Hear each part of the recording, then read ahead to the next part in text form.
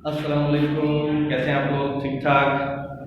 हमारा second year commerce part 1 subject accounting और topic हमारा चल रहा है डेप्रिसिएशन। और आज डेप्रिसिएशन का सेकंड लेक्चर है। इससे पहले मैंने सिर्फ डेप्रिसिएशन का टॉपिक के बारे में डिस्कस किया था कि डेप्रिसिएशन होता क्या है, और इसके लिए सबसे पहले अहम चीज होती है टोटल कॉस्ट मालूम करना। सही, यहां तक कि जितनी भी तमहीद माननी थी इससे पहले वाले लेक्चर के अंदर मैं पूरा सब कुछ डिफाइन कर चुका हूं, वो आप लेक्चर देखेंगे तो आज के लेक्चर में आपको टोटल कॉस्ट कैसे कैलकुलेट करनी है वो समझ आएगा। फिर मैथड्स के ऊपर बात करेंगे, ठीक है। तो सबसे पहले हम टोटल कॉस्ट कैसे कैलकुलेट करते हैं उसको मालूम करते हैं। फर्स्ट करो, हम एक दुकान में जाते हैं और हमें एक मशीन दे देते हैं। एक मशीन नजर आती है, उसके ऊपर एक प्राइस लगा होता है, टैग या कैटलॉग या लिस्ट कह लो, उसके ऊपर चिपकी भी होती है, that is called list price. ठीक है, हमने वो फर्स्ट करो लिस्ट प्राइस देखी और वो कितने रुपए की थी? 1 लाख। सही, अब ये 1 लाख रुपए की चीज है। अब इसमें बहुत सारे खर्चे ऐड लेस फलाना डिमांड का माइनस प्लस करने के बाद एंड में जो फिगर आएगी that is called total cost. तो अब उसको कैसे कैलकुलेट करना है अब यहाँ पर हम देखते हैं, ठीक है।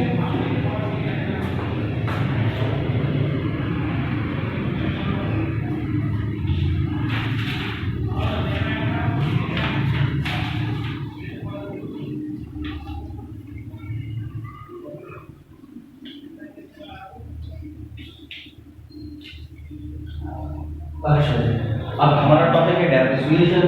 अब यहाँ से सवाल को सॉल्व करना शुरू करूंगा, मैक्सिमम चीजें लिखता चला जाऊंगा, आपने कोशिश करनी उस चीज को देखना। मिसाल के तौर पर सबसे पहले मैं क्या करना चाह रहा हूँ, डेप्रिसिएशन मालूम।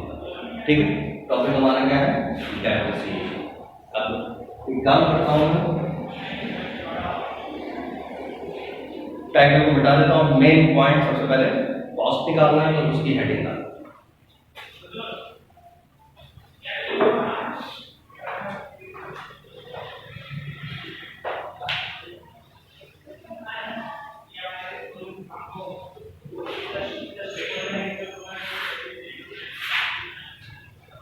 ये नजर आ रहा है,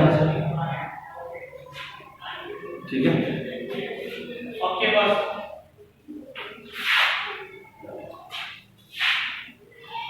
सही क्या है?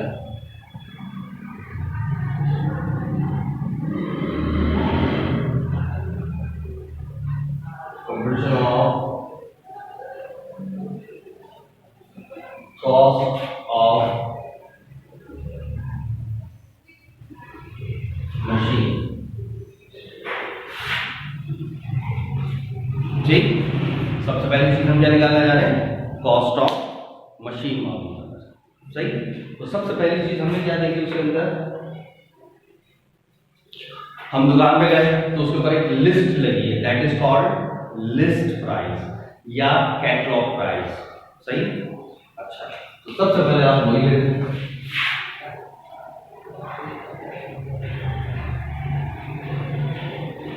List price. अब लिस्ट प्राइस फर्स्ट करो, मिसाल के तौर पर कितनी है?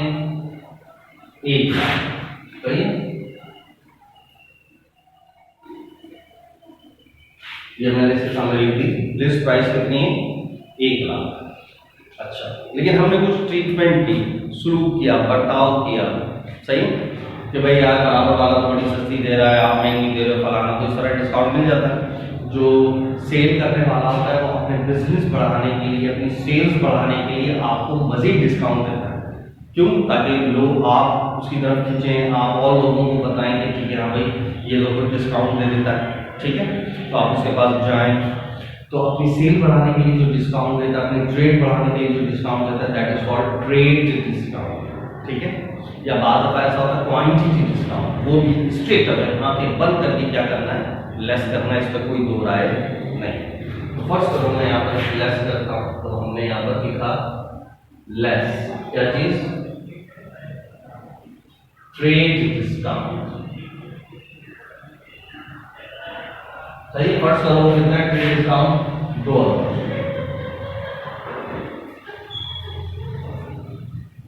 ये कितने की पड़ गई चीज? 98। सही, ये स्टेट अवे माइनस है, तो हमें ये चीज कितने की पड़ी? 90। अच्छा, अगर ये ट्रेड डिस्काउंट परसेंटेज में आ जाए 5%, 2%, 4%, 10%, तो ये परसेंटेज कैसे निकालेंगे या किस फिगर पे निकालेंगे? 1 लाख। सही, मैं यहाँ लिख भी देता हूँ। अगर ये परसेंटेज होता तो कैसे निकालते? 1 लाख। 1 लाख का जो भी परसेंटेज होता वो यहाँ परसेंटेज लिखते थे 2%, तो 2% निकाल देते, तो वो 2000 आ गए 98। याद रखेगी, किसका बनाया जाएगा? बिल, या इसकी बनाई जाएगी इनवॉइस। तो ये कहलाएगा आपका इनवॉइस प्राइस। इनवॉइस या जिसको कहते हैं बिल्ड प्राइस। बिल प्राइस कोई चीज नहीं होती, बिल्ड प्राइस। ठीक है, ये आ गया आपका बिल प्राइस। अच्छा, अब ये जो इनवॉइस बनाई जाती है इसके ऊपर एक क्रेडिट टर्म भी लगाई जाती है अमूमन नॉर्मल। क्या कि अगर आप ये 98,000 विद इन 10 डेज दे देते हैं, जल्दी पेमेंट करते हैं, जो भी टाइम पीरियड गिवन हो, तो हम आपको मजीद डिस्काउंट देंगे 2000 रुपये, 4000 या 3% डिस्काउंट। तो अब ये देखा जाएगा कि अगर हम with in discount period payment करते तो फिर हमें ये चीज सस्ती पड़ेगी, तो वो माइनस होगा। लेकिन अगर हम with in discount period payment नहीं करते, आफ्टर डिस्काउंट पीरियड पेमेंट करते हैं, तो फिर वो डिस्काउंट नहीं मिलेगा। क्लियर? ट्रेड डिस्काउंट या क्वांटिटी डिस्काउंट जो होता है ये इसके जब लेस होता ही है, इसमें कोई दो राय नहीं। उसके बाद बिल इनवॉइस, असल काम तो यहाँ से शुरू होता है। अब यहाँ पर शुरू होती है तो एक चीज क्या बताई है? क्रेडिट टर्म, जैसे 2, 10 एंड 30 इस टाइप की आती है। 2% डिस्काउंट मिलेगा, 10 दिन पर पेमेंट कर दो। तो अब सवाल में देखा जाएगा कि with in discount period payment हुई है तो वो लेस होगा, क्योंकि उससे फिर सस्ती पड़ेगी चीज। और अगर आफ्टर डिस्काउंट पीरियड पेमेंट हुई तो फिर उसको इग्नोर कर दें, माइनस करने की जरूरत नहीं है। हमें सस्ता तो नहीं पड़ेगा, हमें पूरी पेमेंट करनी पड़ रही है। ठीक है, फर्ज करते हैं हमने जल्दी पेमेंट। अच्छा, अगर सवाल के अंदर फर्स्ट को मेंशन ही नहीं है, ऐसा भी सवाल हो सकता है, हालांकि मेंशन होना चाहिए, लेकिन फॉर एग्जांपल मेंशन नहीं है, तो हम it has been assumed that payment was made within discount period. चाहो तो ये नोट की सूरत में नीचे सवाल के लिख दो, तो और अच्छी बात है कि हमने ये अज्यूम करा है कि payment with in discount period हुई, वो भी लेस होगा। तो अगर होगा तो कैसे होगा? तो अब वो इसमें से लेस होगा, और उस डिस्काउंट को क्या कहते हैं? Cash discount. ठीक है, फर्स्ट करो वो भी कितना है? 2000। ये चीज अब हमें कितने की पड़ गई? 96 की पड़ गई। कितने की पड़ गई? 96। और अगर इसमें भी रेट लिखा हुआ होता 2%, 4%, 10%, तो ये 2%, 4% किसके ऊपर निकालते? 98 पे निकालते। कैसे निकालते हैं?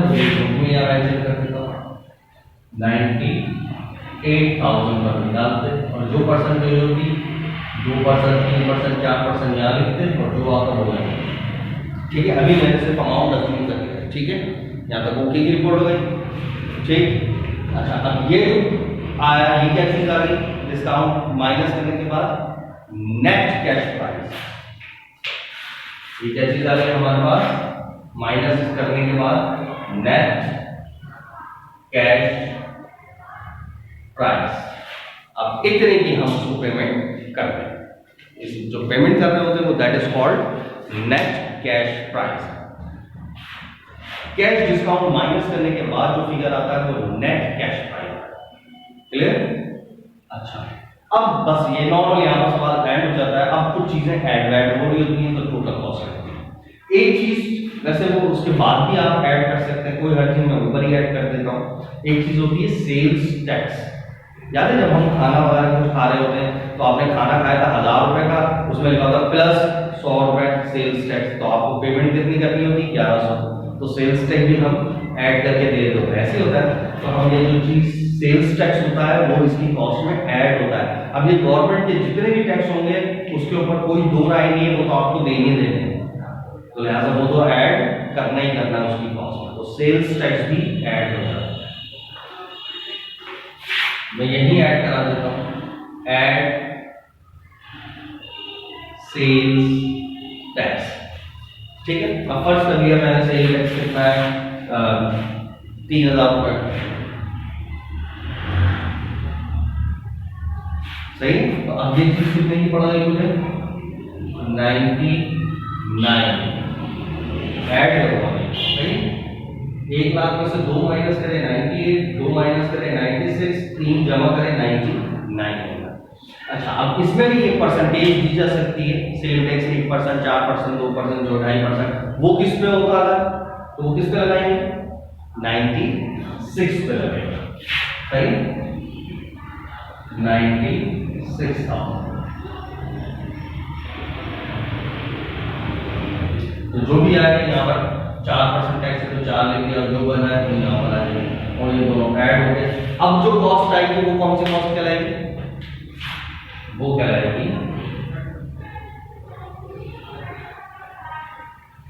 Cash price. वो हमारी क्या कहलाएगी, कैश प्राइस कहलाएगी। बताओ यहाँ तक कोई इशू क्लियर। सबसे पहले क्या लिया आपने लिस्ट प्राइस। लिस्ट प्राइस में straight away trade discount less हो जाएगा, जो अमाउंट आएगी वो आएगी इनवॉइस या बिल लिखना है। अब उसमें से देखना है सवाल में अगर कैश डिस्काउंट मिला है with in discount period payment की है तो वो कैश डिस्काउंट भी लेस होगा, वरना छोड़ देंगे, ऐड लेस नहीं करेंगे। और सेल्स टैक्स होगा तो वो ऐड होगा, ठीक है। फाइनल में जो पैसे दे रहे होंगे वो कैश प्राइस या cash payment will be done, इतने पैसे हमने दे। तो याद रखो यहां से यहां तक का क्वेश्चन में कोई इशू ओके यहाँ तक। अच्छा अब आते हैं नेक्स्ट स्टेप के अंदर, कुछ चीजें ऐड होती हैं। तो ऐड कौन कौन सी होंगी, जो जो लाजमी होंगी। उसके लिए बाकायदा मैं एक हेडिंग डाल देता हूं ताकि हमारे लिए आसानी हो जाए।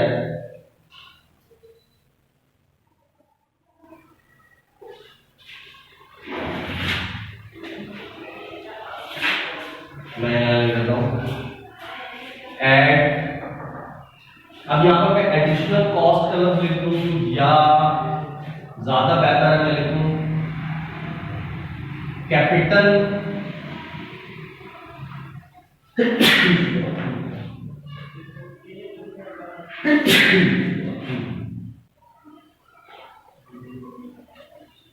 या कैपिटल एक्सपेंडिचर। यार एक्सपेंडिचर 2 टाइप के होते हैं, ये हम फर्स्ट ईयर के अंदर बहुत डिटेल के अंदर पढ़ते हैं। एक्सपेंडिचर मतलब खर्चा, यानी पैसे दे रहे हैं आप, वो खर्चा है जो भी पैसे देंगे, लेकिन ये पैसे 2 मकसद होते हैं, 2 टाइप्स होते हैं खर्चों। एक कहलाते हैं कैपिटल एक्सपेंडिचर्स और एक कहलाते हैं रेवेन्यू एक्सपेंडिचर्स। क्या फर्क है, पैसे तो दोनों सूत्रों में जा रहे हैं, लेकिन अगर पैसे जा रहे हो और कोई असेट खरीद लो, कोई चीज खरीद लो, जैसे पैसे दिए फर्नीचर ले लिया, तो ये वाला जो खर्चा होता है that is called capital expenditure, जिसमें असेट के अंदर इजाफा हो रहा है। और एक होता है खर्चा सैलरी दे दी, एडवर्टाइजिंग दे दिया, इंटरेस्ट दे दिया, रेंट दे दिया, ये खर्चे जिसमें असेट्स में इजाफा ना हो बल्कि उल्टा तुम्हारी रेवेन्यू आमदनी में कमी हो रही है, तो ये खर्चे कहलाते हैं रेवेन्यू एक्सपेंडिचर्स, ठीक है। तो याद रखो इसके अंदर फिक्स असेट की कॉस्ट में सिर्फ कैपिटल एक्सपेंडिचर्स ऐड होते हैं, रेवेन्यू एक्सपेंडिचर्स ऐड नहीं होते। यही वजह होती है कि जब कोई कंपनी वगैरह होती है, बड़ी बड़ी कंपनीज, वो ज्यादातर अपना फोकस कैपिटल एक्सपेंडिचर पर रखती हैं कि हम कैपिटल एक्सपेंडिचर से फायदा उठाएं, ना कि रेवेन्यू एक्सपेंडिचर। यानी कर रहे हैं, सालों से खर्चा होता जा रहा है, एट द एंड कहां खड़े वहीं जीरो पर। लेकिन कैपिटल एक्सपेंडिचर के अंदर ये होता है कि हम खर्चा करते जा रहे हैं, लेकिन वो चीज ही हमारे पास आ गई, हमें एक ही दफा खर्चा पड़ा लेकिन वो चीज अब हमारी हो, सही। जैसा आप एक कार है, अब वो इस्तेमाल कर रहे हैं, हर महीने 5,000 रुपये 10,000 रुपये का रेंट उसका भरे जा रहे हैं, हर महीने 10,000 रुपये रेंट है, फर्स्ट करो फिक्स रेंट है। अब वो सालों से 10,000 रुपये भरे जा रहे हैं, पता नहीं कितने लाखों रुपए भर चुके हो, लेकिन एक ही दफा आप अगर वो सारे 10,000 20,000 रुपये जो भी महीने के आप रेंट दे रहे हैं, वो आप पूरा जिंदगी भर भी देते रहेंगे तो खर्चा ही होगा। कार तो आपकी नहीं हुई है, तो सब क्या कहलाएगा, रेवेन्यू एक्सपेंडिचर्स। लेकिन अगर आप एक ही दफा खर्चा करके कार ही खरीद लेंगे तो कार आपका कौन सा खर्चा कहलाएगी, कैपिटल एक्सपेंडिचर। तो यहाँ पर कौन से एक्सपेंस ऐड होते हैं, कैपिटल एक्सपेंडिचर। इस वजह से मैंने हेडिंग में ही लिख दिया कैपिटल एक्सपेंडिचर, याद है, क्योंकि बार सवाल में भी आता है कैपिटल एक्सपेंडिचर क्या होता है, रेवेन्यू एक्सपेंडिचर क्या होता है। तो सिंपल सी चीज, जिसकी वजह से एसेट्स में इजाफा हो वो कैपिटल एक्सपेंडिचर, जिसकी वजह से रेवेन्यू में कमी हो वो रेवेन्यू एक्सपेंडिचर। और इस सवाल के अंदर कैपिटल एक्सपेंडिचर क्या होते हैं? जो ऐड हो गए, जो ऐड नहीं हो रहे हो तो वो सब क्या है? Revenue expenditures. ठीक है, उस पर भी हम बात करेंगे कि वो क्या होते हैं, कैसे। तो आप यहाँ स्लैश डाल के एडिशनल कॉस्ट भी लिख सकते हैं बात एक।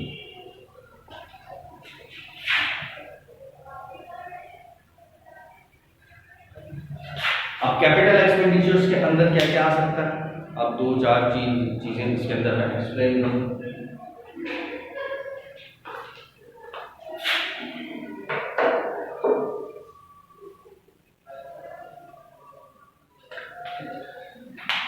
अच्छा, अब इसके अंदर सबसे पहले तो जो गवर्नमेंट का कोई टैक्स वगैरह है, जैसे फेडरल है, फेडरल ड्यूटी है, एक्साइज ड्यूटी है, इम्पोर्ट ड्यूटी है, कस्टम ड्यूटी है, सही। ये तमाम ड्यूटीज वगैरह तो ऐड होनी होगी, तो लिहाजा ये आएंगे हैं। तो मैं 2-4 यहाँ पर मैं लाती है 1-2 इसी तरह लाइन से मैक्सिमम मैक्सिमम मैक्सिमम मैक्सिमम चीजें लिखता जाऊंगा, ताकि एक इसी पेज के ऊपर यहाँ पर ये टोटल कॉस्ट ऐड हो जाए, वरना तो फिर दूसरा पेज गेम में डाल करके दोबारा करना पड़ेगा, तो कोई प्रेजेंटेशन आपको क्लियर नहीं। सही। तो फर्स्ट करो गवर्नमेंट के कोई टैक्सेस वगैरह है, तो क्या है? जैसे फेडरल है,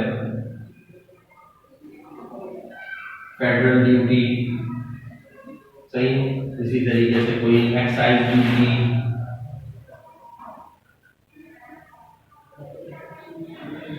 और ये इसका मतलब ये हरगिज़ नहीं कि ये और ये सेम चीज होगी। यहाँ मैं सिर्फ स्लेट डाल के आगे लिखता चला जा रहा हूँ कौन कौन सी चीजें ऐड होंगी, सही। इसी तरीके से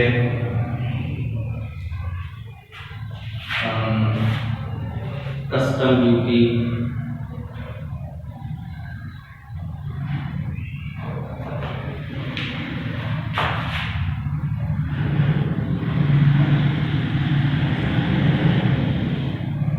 इम्पोर्ट ड्यूटी, सही है।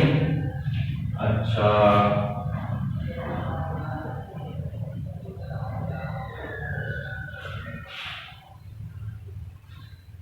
क्लियरिंग फॉरवर्डिंग,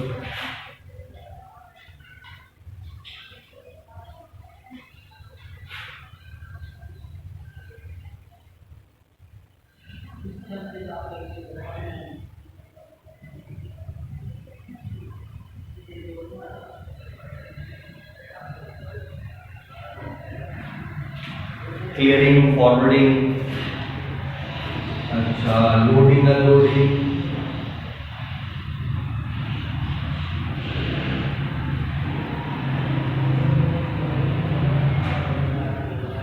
सही। अच्छा, डॉग यूज,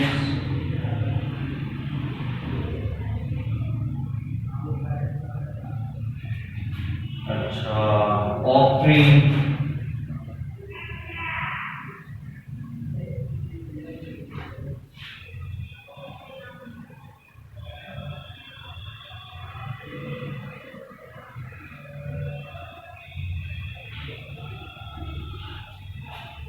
अच्छा, फेडरल, एक्साइज, कस्टम, इंपोर्ट, ये तो नॉर्मली ड्यूटीज वगैरह जो लगती है हम चीज खरीदने के बना रहा होता है। क्लियरिंग फॉर्मेट क्या होगी? ये डॉक्यूमेंटेशन पेपर, जब हम कोई चीज इंपोर्ट एक्सपोर्ट करते हैं तो वो क्लियर करवानी पड़ती हैं चीजें। फॉरवर्ड पेपर आगे, इसके आगे, उससे आगे, उससे आगे, उससे आगे चल रहे होते हैं, उन सबके चार्जेस अपने अपने होते हैं। ये भी सारी गवर्नमेंट की पेपर वर्किंग होती है। एक लोडिंग अनलोडिंग, माल आ रहा है तो उसको लोड करवाया है, यानी कोई चीज़ आपने भिजवा रहे हैं तो उसको शिप पे चढ़वाया या गाड़ी में चढ़वाया या गाड़ी से उतरवाया, अनलोड करवाया, उसके चार्जेस देने पड़ते हैं। इसी तरीके से डॉक ड्यूज, डॉक कहते हैं बंदरगाह को, पानी का जहाज जब बंदरगाह या पोर्ट के ऊपर आता है तो जिस कंट्री पर आता है उस पोर्ट पे खड़ा होता है तो वहाँ का रेंट देता है, वो रेंट कहलाता है डॉक ड्यूज, वो भी हमें ऐड करना पड़ता है। इसी तरीके से एक मैंने लिखा है ऑफशोर चार्जेस। ऑफशोर चार्जेस क्या कहलाते हैं? उर्दू में तो कहते हैं सिंपल चुंगी। चुंगी क्या होता है? यानी सरहद, एक इलाके से दूसरे, जैसे हम यहाँ से करली जा रहे हैं, ठीक है, तो अब यहाँ बीच में टूल प्लाजा आता है, सही नहीं है। जब यहाँ से आप मिसाल के तौर पर सिंध से निकले, तो जैसे निकले वहाँ पर एक गवर्नमेंट का बहुत बड़ा सा एरिया बना होता है जहाँ पर गाड़ियाँ रुकती हैं, 100-50 रुपये आपको देने पड़ते हैं, याद आया? सही है। तो वो जो टोल प्लाजा के ऊपर वो जो आपको टोल देना पड़ता है, बेसिकली टूल टूल टूल लोग पढ़ रहे होते हैं, एक्चुअल लफ्ज है वो टोल प्लाजा। तो वो जो टोल आपको देना पड़ता है, किराया देना पड़ता है एक इलाके से दूसरे इलाके में जाने के लिए, दैट इज कॉल्ड चुंगी, ऑक्ट्री चार्जेस, वो भी हमें देने पड़ते हैं। ठीक है, तो अब देखो यहाँ से यहाँ तक तो कोई इशू नहीं, बस ये अभी मैंने गिनती की 2-4 चीजें बताई, ये चीजें समझ आ रही कि ये लाजमी उसके अंदर अगर ये मशीन खरीद रहे हैं और ये खर्चे उसके ऊपर आ रहे हैं तो ये आपको देने देंगे, इसके बगैर वो चीज़ आप तक पहुंचेगी ही नहीं। सही, इसी तरह मजीद और आगे प्रोसीड करते जाएंगे। असल में मेन चीज़ क्या है, यहाँ से यहाँ तक का जो आपका पहला स्टेप, ये मजीद और डिटेल के अंदर चला जाएगा, लेकिन पहले इसको समझना है। सबसे पहले लिस्ट प्राइस, उसमें से ट्रेड डिस्काउंट या क्वांटिटी डिस्काउंट माइनस होना ही होना है, उसमें दो राय नहीं है। उसके बाद कैश डिस्काउंट, अगर विदिन डिस्काउंट के लिए पेमेंट की है तो लेस होगा, नहीं तो फिर लेस नहीं होगा। सेल्स टैक्स ऐड होगा तो ये कैश पेमेंट या कैश प्राइस है। क्लियर, जब कुछ चीजें ऐड होती हैं वो मैक्सिमम चीजें मैं यहाँ पर लिखता चला जाऊँ तो टोटल कॉस्ट है। ठीक है, अल्लाह हाफिज़।